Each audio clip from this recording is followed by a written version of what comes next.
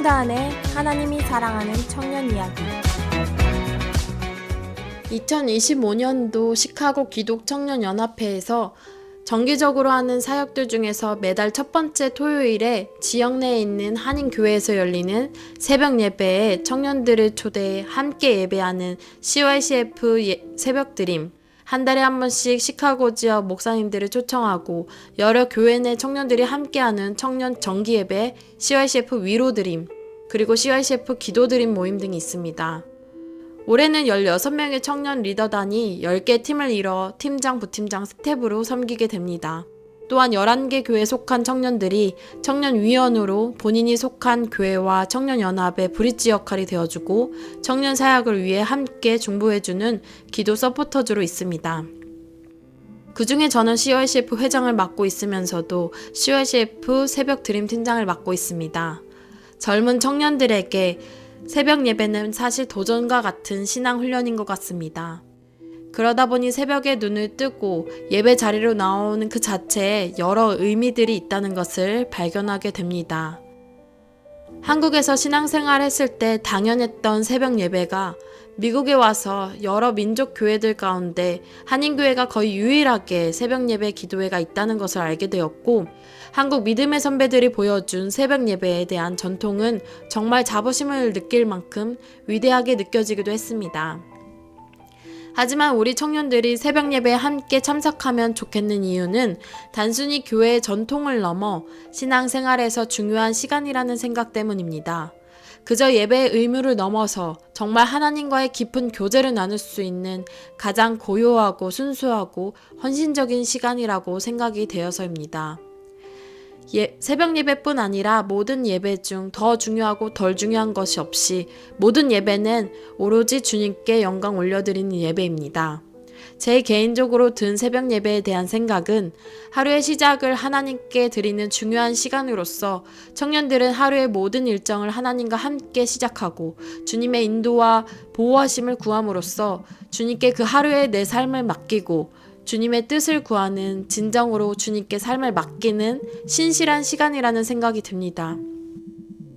마태복음 1장 35절 말씀과 같이 예수님은 자주 새벽에 일어나 기도하셨듯이 예수님을 따라 살겠다고 다짐하는 신앙인들에게 새벽 예배는 예수님을 따르는 하나의 방법이기도 하고, 특히 청년들에게 새벽 이른 시간에 일어난다는 것이 육체적으로나 정신적으로도 훈련이 필요한 것인데, 새벽 예배는 우리의 일상의 우선순위를 하나님 중심으로 두는 신앙 훈련이기도 합니다.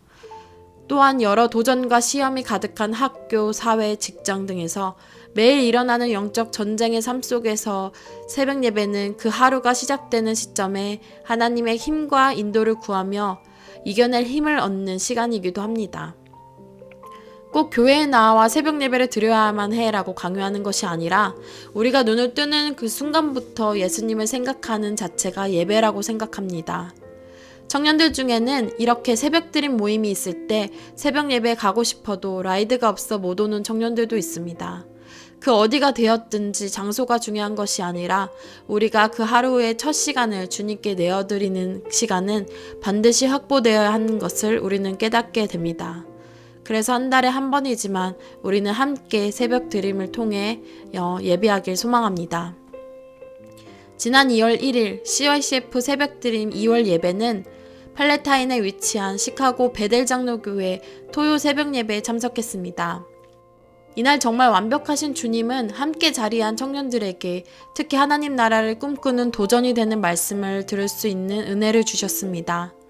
우리가 참석한 본교회에서 32년 전 우즈베키스탄 고려인 마을로 청년 선교팀을 보내었는데 2주간 그곳에서 청년들은 단기 선교 사역을 펼쳤다고 합니다. 그 기간에 열린 집회에서 복음을 듣고 주의 종이 되겠다. 그 자리에서 결단한 18살 고려인 4세 청년이 있었습니다. 그는 주의 사랑을 깨닫고 평생 복음 전파의 삶을 바치겠다고 결단하였고, 이후 그는 32년간 여러 나라에서 러시아권 교회를 비롯해 다민족 사역을 펼치는 선교사가 되었습니다. 선교사님께서는 당시 이 교회 단기 선교팀이 오기 전까지만 해도 공산권이자 어두운 땅에서 살아가던 청년들이었고 예수님이라는 이름도 들어본 적도 없고 교회나 예배라는 단어조차도 알지도 경험하지도 못했던 정말 아무것도 모르던 그들에게 찾아온 단기 선교팀의 모든 청년들이 자신들을 위해 기도해주는 모습을 보고 큰 은혜를 받게 되었다고 합니다. 그리고 그 자리에 있던 50여 명 중 30명에 가까운 고려인 청년들이 모두 주님께 삶을 맡기겠다고 결단하였고 30년이 지난 지금 그들 가운데 7명의 목사, 4명의 선교사 등 모두가 여러 모양으로 전 세계에 퍼져 다민족 사역을 펼치고 교회를 개척하는 등 이들을 통해서도 수많은 자들이 예수님을 알게 되고 영접하고 있다고 전했습니다.